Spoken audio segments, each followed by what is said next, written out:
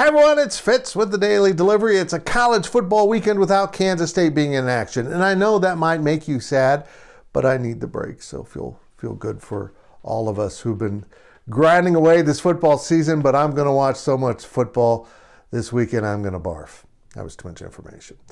Hey, we're not going to talk about this weekend's football. I did that yesterday. I'll do that tomorrow. Today is about the topic we haven't discussed in way too long. And of course, that's conference realignment, Big 12 expansion, where we're at with media rights.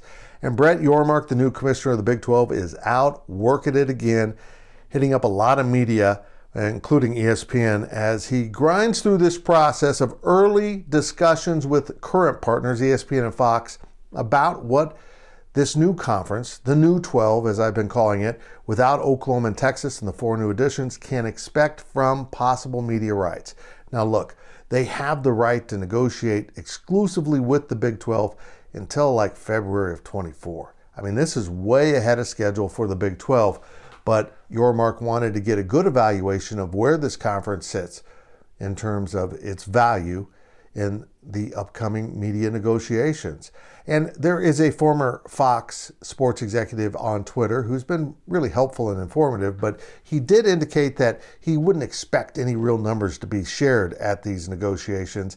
And I want to contradict him, even though he's very, very knowledgeable. ESPN itself said in a release that this allows, excuse me while I read from this article, allows the Big 12 to potentially get tangible future revenue numbers for both its member schools and potential additions.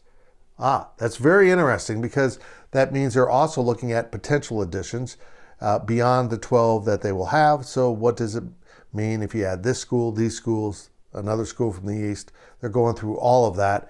And I think the Big 12 is finding out that there's a lot of worth here. Exactly what we have discussed so often. And it can't come as good news for the Pac-12, which is hoping to scratch out $25, maybe $30 million in rights fees.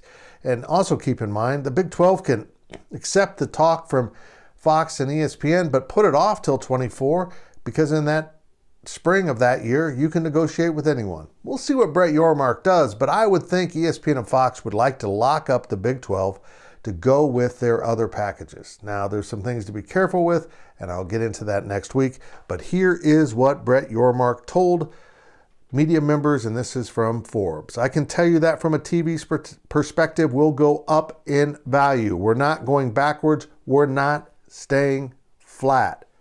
The Big 12 might be looking at some big paydays in comparison to what a lot of people feel like the Big 12 was worth once OU and Texas left.